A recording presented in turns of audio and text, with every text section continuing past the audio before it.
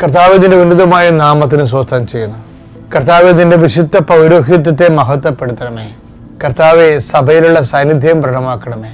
എൻ്റെ കർത്താവിന്റെ ഉന്നതമായ നാമത്തിൽ, സഭയുടെ അധികാരത്തിൽ, കുരിശിന്റെ അടയാളത്തിൽ മെയ് 24 ശനിയാഴ്ച ഞാൻ നിന്നെയും നിന്റെ കുടുംബത്തെയും ആശീർവദിക്കുന്നു. നീ ഇറങ്ങിപ്പോകുന്ന നിന്റെ വീടിന്റെ എല്ലാ വാതായനങ്ങളിലും ഞാൻ കർത്താവിന്റെ നാമത്തിൽ കുരിശാലേഖനം ചെയ്യുന്നു. നീ അനുഗ്രഹിക്കപ്പെട്ടവനാകട്ടെ. നിന്റെ കുടുംബവും കുഞ്ഞുങ്ങളും അനുഗ്രഹിക്കപ്പെടട്ടെ.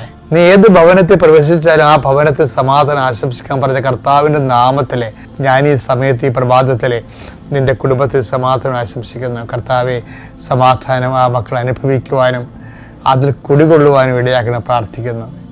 എവിടെ പോകുമ്പോഴും കർത്താവ് നിന്റെ വചനത്തിനനുസരിച്ച് ജീവിക്കുവാനും വചനത്തിൽ തെറ്റിപ്പിരിഞ്ഞ് പടല പിരിഞ്ഞ് പോകാതിരിക്കാനും കർത്താവെ, അങ്ങ് കിറൂബുകളുടെ സംരക്ഷണം അങ്ങയുടെ മക്കൾക്ക് നൽകണം പ്രാർത്ഥിക്കുന്നു. ഈശോയെ, ഇന്ന് കണ്ടുമുട്ടുന്ന വ്യക്തികൾ നീ ആശീർവദിക്കണമേ. കർത്താവെ, ഇന്ന് മക്കളുടെ വിദ്യാഭ്യാസ കാര്യങ്ങൾക്ക് വേണ്ടി, ജോലി കാര്യങ്ങൾക്ക് വേണ്ടി, സ്വദേശത്തും വിദേശത്തും മക്കൾ സഞ്ചരിക്കും, അവർക്ക് വേണ്ടി വീട്ടിലിരുന്ന് പ്രാർത്ഥിക്കുന്ന മാതാപിതാക്കന്മാരുടെ പ്രാർത്ഥനകളെ കർത്താവെ, ആ കണ്ണീരിനെ നീ രക്തങ്ങളാക്കി മാറ്റണമെന്ന് പ്രാർത്ഥിക്കുന്നു. അത് സ്വീകാര്യമാക്കി മാറ്റണമെന്ന് പ്രാർത്ഥിക്കുന്നു. കർത്താവെ, പലരും പ്രാർത്ഥിക്കുമ്പോൾ അവർ പ്രാർത്ഥിക്കുന്ന വിഷയത്തിന് നേടിയെടുക്കേണ്ട കഴിവോ കൃപയോ ശക്തിയോ അവർക്കില്ല.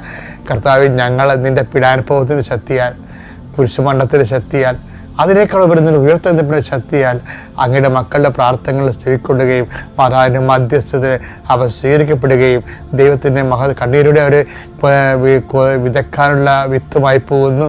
അവരെ ജയഘോഷത്തോടെ കൊയ്തക്കറ്റയുമായിട്ട് വരുന്നു എന്ന് പറഞ്ഞ് കർത്താവിൻ്റെ വചനം ഇന്ന് നിൻ്റെ ജീവിതത്തിൽ പാലിക്കുകയും നീ രാത്രി തിരിച്ചു വരുമ്പോൾ സന്തോഷത്തോടെ തിരിച്ചു വരുവാൻ ഇടയാകണമെന്ന് പ്രാർത്ഥിക്കുന്നു.